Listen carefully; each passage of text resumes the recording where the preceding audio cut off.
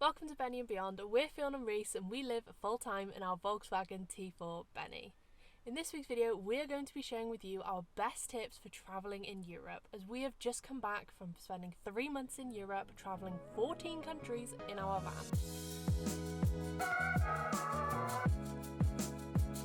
We split this video into 2 parts. First part being more general tips for travelling in Europe, whether you get there by boat, plane or car, and the second half of the video being more specifically for van life. So starting off, always recommend using a travel card. We always have a travel card with us. We've used a few different people, but at the moment we're with Monzo and we've been using them for a little while now and they're fantastic. We haven't had any issues. We advise not travelling with your main bank card. No. It has, first of all, if you lose it, it has everything you want on it. Whereas if you're using a travel card, how we do it is we just add to it in small amounts when and if needed. So if the worst does happen, we lose it and we don't realise, then it's only a very small amount on that card. Secondly, the conversion fees you get on a travel card versus your regular bank card, it's a big difference. You'd be much better off with a travel card. For instance, like with Barclays, the conversion fee is like 3-5%, something like that, whereas you get no conversion fee with certain travel cards. So it is best to shop around to get the best offers, the best rewards for what you're doing with it. With some travel cards, not all are made the same. But with Monzo, the big reason why we've had changed to Monzo is because it's really easy to add money, withdraw money, and to send it amongst. We often travel with friends. It makes it all really easy, but there are plenty of great options out there. We also want to share with you some apps that we use when we're travelling. So these apps can be used whichever way you're travelling. They're not specific to van life. So our first, I'd say like our favourite app for when we're travelling in non-English speaking countries or in more rural areas specifically is Google Translate. Sounds a little bit obvious, but Google Translate is brilliant and you're able to download languages offline. So we spent a month in Italy. Yes, and sometimes in the middle of nowhere with no signal. And very difficult to try and communicate. But being able to download languages is a life save. It's a total game changer. So you can download more than one language and it makes for really easy travelling. You can also use the camera function on Google Translate, so you can translate signs and product labels. We always use that in the supermarkets. Shopping takes twice as long because we're there with the camera translating everything, but it's so useful. It really is. And as an add-on to that, Google Maps as well is brilliant. Again, you can download stuff, so you can download whole countries or regions of a country, so you can navigate offline in countries where your SIM may not work or you don't have data. You can just use it offline and it is so much easier. It really makes travelling a lot easier for you. It's something we learned after our Scotland trip. And God would have been useful to know before. Definitely. There's a few more apps that we'll mention in this video, but they're more specifically for van life, so we'll go back to those towards the end of the video. Talking about data, roaming. That's a big one for travelling in Europe. We did a lot of shopping about trying to find the best SIM package that would work for us abroad. And honestly, the best one we found was with Tesco. If you're from the UK, you'll probably be able to get a Tesco Mobile SIM like we have. It's well worth it. They keep on changing it a little bit, but at the moment I believe it's until 2025 where you'll get, if you're on the unlimited package, that unlimited package will work for all of Europe. There's a big list of countries. We'll leave all the links down in the description anyways. But they have a huge list of countries that it all works in, and it's completely unlimited text calls and data. So which is the big one. Exactly. And you can travel without worry, and it's really not that expensive. No. And then lastly, if you're travelling generally by car or you're hiring a car, this is one for you. Vignettes. Now this wasn't really something we knew about until we started taking Benny into Europe. Yes, not really. There was a few countries that we knew we would need one. But many that had just kind of sneaked up on us. We just didn't expect it. So it's best to do your research beforehand, have a little quick Google. It's so easy to find the information now about what countries require a vignette. If you don't know what a vignette is, it's a small sticker or an electronic tag, I guess, on your vehicle that is attached to your vehicle in the registration, and it means that you can travel through that country on their motorways typically, and it's almost like a prepaid toll if you think of it like that. It's almost typically a country that has a vignette system doesn't have tolls. So you get one or the other. A few countries are a little bit cheeky and they do both. But for instance, Switzerland, there are basically no tolls on the motorways, but you do have to pay a vignette. So there are different vignettes for different time periods where you're spending in a country, and typically you want to get them as soon as you cross into a border or as soon as you start driving after you land in a country, say you've flown there. So we always tend to find ours either electronically online on a reliable government website, because there are scam websites out there, especially for things like vignettes and air stickers and things like that, so you have to be careful. And you can also get them, if they do a sticker version in person, you can get them either from petrol stations, is very common, or toll booths on a border. They'll have lots of signage, and they're very easy to find and very easy to buy as well. We've had no issues with them. No, not at all. The only thing with vignettes is if you're only there for a day, some of them will have a minimum of a 5-day vignette, some a week, some 10 days. So you can often pay for way more than what you actually need. Another thing with vignettes is you can do it all before your trip, all online. We waited to get into the country because we really wanted the sticker. That was really the only reason. We like to collect them. We like to collect them. But most countries don't offer a physical vignette anymore. No. It's all online. But it makes it very easy. Alright, so on to van life specific tips. These are the best tips that we have found, perhaps a little more uncommon tips from spending 3 months in Europe, and a lot of these are good to have wherever you travel, no matter if it's in the UK or in Europe, but a lot of them are specific to Europe. Not to say that these tips aren't applicable to outside of vans. Some of them will definitely be really useful even if you're just generally travelling. We found these more applicable to travelling in a van. So firstly, documents. When you are travelling abroad, when you are travelling in general, you need to make sure that you have all the right documentation for yourself and your vehicle. So we have found that the best things to bring with you when you are travelling is your vehicle registration, your V5, your logbook, whatever you call it, your proof of insurance, proof of breakdown cover, and perhaps like some information about your breakdown cover so you know what you're covered for. When you're stuck at the side of the road, you don't want to have to be Googling, what am I covered for? Is this in my breakdown cover? You want to make sure that you have your driving license, and if it is required, an international driving permit. We have these in the UK for certain countries. You can find out whether you need an IDP on the government website. They have a big long list of countries and what IDP you need. All the information is really easy to find. A good tip, have all of this documentation in a folder. All definitely. Together, because we've been asked for it when we've crossing borders. Sometimes we've been pulled over and as a general check, and they've asked to see pretty much all of the documentation that we just listed. So it's best to have it all in one place so you're not trying to find everything. Definitely. And also to have it quite handy. Keep it safe within the van, somewhere that it's not going to fall out or it's going to get lost, or if someone breaks into your van it's not going to get stolen. But also somewhere that you can quite easily get to if you need to, like at a border check. They're waiting for that documentation. You have to be able to produce it. Or better yet, don't do what we do and not have it ready.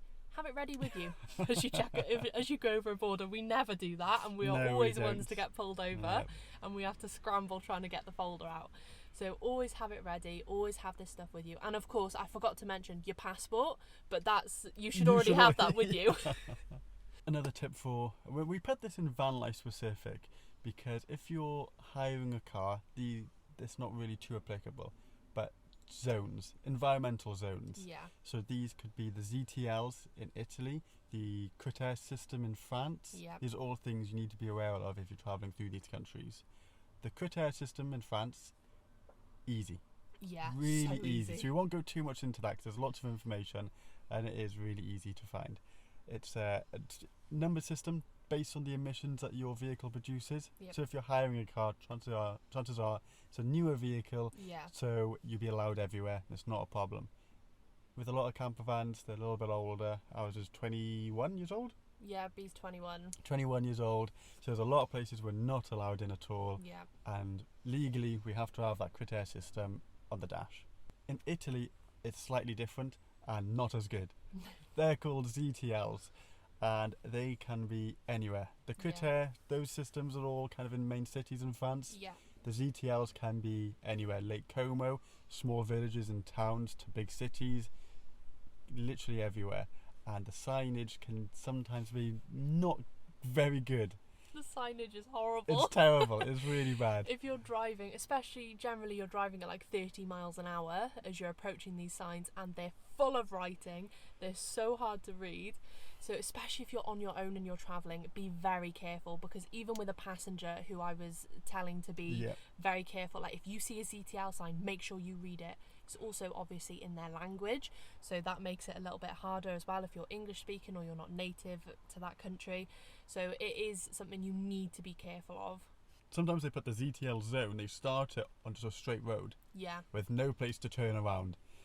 And sometimes, like I said, you're going 30 miles an hour and you're like, oh God, I hope that wasn't a ZTL zone sign. No fines have come through yet, fingers crossed. No, I think we were quite lucky. Yeah.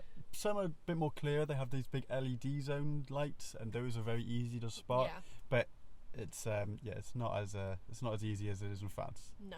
So make sure you do your research, and we've also found that some sat navs, like apps and things like that, say Google Maps, Apple Maps, aren't very reliable at finding the zones and alerting you. So it's best to cross-reference between apps so that you can see, like, oh well, Google Maps says it's okay, but Apple Maps does say there's a zone here. Yeah. So, you know, an air of caution and play it on the safe side and act as though there is going to be a zone. Perhaps plan your route a little bit differently. That is the best way to do it that we found. Yes, I think the big key there is plan your route. Yeah, it takes a little bit longer in the planning, but it is worth it. You don't want to get a fine. That leads us on really nicely to our next section of tips, which is apps. So we found the best sat-nav app for us was Waze. We've tried Google Maps, Apple Maps, and we found that Waze was the most reliable. It's quite a crowdsourced app. You sort of add in hazards, you can add in police stops, potholes, all sorts of things to the app, and it'll notify you of them really accurately when you are driving along. It gives the best arrival times and quite often the most reliable routes. Sometimes, like every sat-nav, it tries to do something clever and it doesn't work. It's good at picking up the emission zones. Yeah, really reliable for things like that. And the best tip for Waze, which we found was a godsend on our travels, was it tells you toll prices. So it will alert you that this is going to be a toll road, and it will say this toll will cost you approximately £8.23. And it'll let you know, so you can say whether, oh well, this toll road is going to cost us £8.23, however we're going to save 2 hours of our journey taking that road, that's worth it. Oh, this toll's going to take us it's going to take half an hour off our journey, but it's going to cost us £23, not worth it. Yeah. So it is very reliable and it's so accurate. We put it to the test on quite a few toll roads to see whether it would work. Like 10 cents off. Yeah, it was so Really reliable.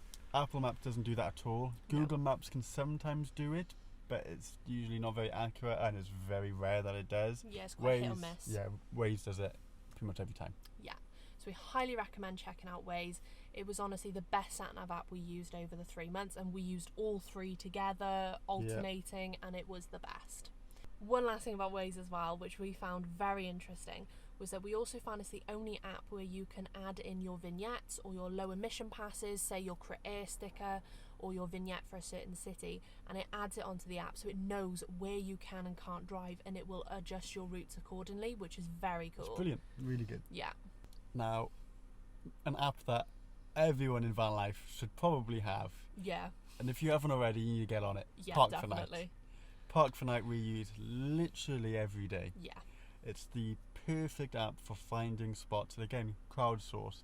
So it's all real people finding these spots, rating them, reviewing them, taking photos. You see exactly what you're looking at before you go there. We recently purchased the paid version. So we used the free version for years. Yeah. And it worked great. On this big trip, we thought it was worth paying for the full version, which allows you to filter by review, allows you to add on loads of other things like water, showers, It's like loads of options now. Yeah, and it's only £10 for the year as of when we paid for it. Yes. It's £10 for the year, which we thought was well worth it for the use that we get out of it, especially if you're doing a big trip or you're full time in van life. It is worth it. Okay, so the next section is going to be security. One of the biggest concerns I think people have when going to Europe is the security of their van. They worry, I mean, we hear a lot of stories, don't we, about break-ins. There's a lot of horror stories. Yeah, but you're only ever really going to hear those sorts of things and they'll stick in your mind. Yeah. We would like to say that we had no issues in Europe with Benny, however, we were cautious. We like to make sure that we park up in secure places. So if you are visiting a city, for instance, don't just leave your van in a lay-by. Make sure you find some kind of secure parking facility. We use multi-storey car parks a lot. Yep. Obviously check the height restrictions. We can fit everywhere, so we have no issues. But make sure you check height restrictions. It is often a little bit more expensive to pay in a multi-storey, but we found it was quite worth it. There's often cameras, or there's people who work there who are sat in little offices and they keep an eye on the car park, you know. Or if you're visiting a city, there is often, as you'll find on Park for Night, a sort of a paid motorhome area or a camper area where you can pay for, a lot of the time, either 12 or 24 hours parking. Yes, those have been brilliant. We use those throughout Italy, and it means it gives you a spot, because often when you're doing a city trip, we end up getting back a little bit later. Yeah. So we don't really, we don't have the time then to go and find a spot. It's nice to park the van, know it's safe, know you have a spot for the night ready for you. Yeah. Often they have facilities. If you have hookup, they often have those. They have showers. They often have staff, 24/7 staff, or at the very least they have cameras throughout. Yeah. And they're close to amenities like train stations or bus stops to ease getting in and out of cities. Yeah. That also ties into, quite often these cities are in low emission zones and things like that where we can't go. So they were such a good thing to have when we were going visiting cities. We did it for Rome, we did it for Pisa, we've done it for tons of places. And you can often find them on Park for Night. They'll have reviews, so if there's anything shady, you can make sure that other people are saying, you know, this place was safe, we had no issues, no break-ins, it felt very safe, it was guarded, etc. So always make sure that you are taking those kind of precautions. You can look into different security features for your van as well. You can look into trackers, immobilizers, all sorts of things if you want to make yourself feel a little bit safer as well. It's always best to be cautious, and it's always best to have it and not need it than need it and not have it on your van. And those are our top tips for travelling in Europe, in and out of a van. Yeah. If you have any questions, please let us know. We can delve into some of the tips further. Yeah. If you have any tips that we did not mention, please leave them in the comments for other people to see. Yeah, it might also be helpful for us. It might be things that we haven't encountered yet or we haven't thought about, you know.